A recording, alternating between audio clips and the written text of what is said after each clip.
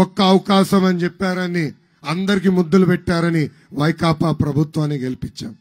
ఇక్కడ భారీ మెజారిటీతో ధర్మాన కిషన్ దాస్ గారిని గెలిపించారు. కానీ నేను అడుగుతున్నా, ఆయన నియోజకవర్గానికి ఒక్క అభివృద్ధి కార్యక్రమం చేశారా? ఒక్క అభివృద్ధి కార్యక్రమం చేశారా? ఆయన పేరులో ధర్మాన ఉంది కానీ ఆయన చేసే పనులన్నీ అధర్మమే. అంగన్వాడీ పోస్టులు, షిఫ్ట్ ఆపరేటర్ పోస్టులు కూడా అడ్డగోలుగా అమ్ముకుంటున్నారు. వాళ్ళ సొంత పార్టీ వాళ్ళపైన తిరిగి కేసులు పెట్టే పరిస్థితికి వచ్చారు.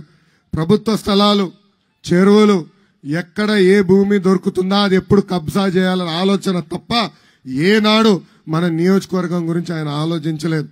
అంతెందుకు, పట్టణంలో ఉన్న ఎర్రం నాయుడు గారి పేరుతో పార్క్ నిర్మిస్తే ఏకంగా ఆ పార్క్ని ధ్వంసం చేసేదానికి జేసీబీని పంపించాడు ఈ అధర్మ ప్రసాద్ రావు గారు, కిషన్ దాస్ గారు. ఇంకో పక్కన తెలుగుదేశం పార్టీ కార్యకర్త వెంకటేశ్వరరావు గారి షాపింగ్ కాంప్లెక్స్ ని కూడా ఏకపక్షంగా తొలగించే పరిస్థితి మనందరం చూస్తున్నాం. ఇక్కడున్న ప్రజలందరూ ఒకటి ఆలోచించాలి.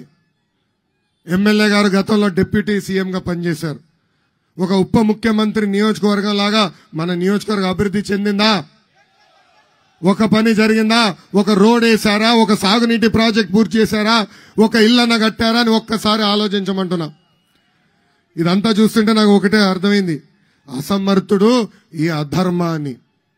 అందరూ ఓపిక పట్టండి, 2 నెలల్లో మళ్ళీ మన ప్రభుత్వం వస్తుంది. ఎక్కడ ఆగిపోయిన పనులు మళ్ళీ ప్రారంభించే బాధ్యత మనం తీసుకుంటాం. యుద్ధ ప్రాతిపదికంగా బొంతు లిఫ్ట్ ఇరిగేషన్ ప్రాజెక్ట్ మనం పూర్తి చేస్తాం. ఇంకో పక్కన వంశధార మెయిన్ కెనాల్ పనులు కూడా పూర్తి చేసుకుంటాం. గారా వంతెన పైన పెండింగ్ లో ఉన్న బ్రిడ్జ్ కూడా పూర్తి చేసే బాధ్యత మనం తీసుకుందాం. ఇంకా లుక్కలామ కామేశ్వరపేట వద్ద లిఫ్ట్ ఇరిగేషన్ ప్రాజెక్ట్ కావాలని కూడా పెద్దలు కోరారు.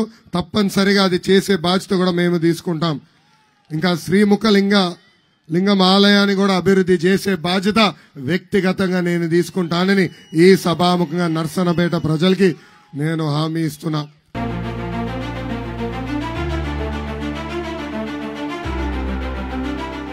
Like, share and subscribe to Rajaniti channel.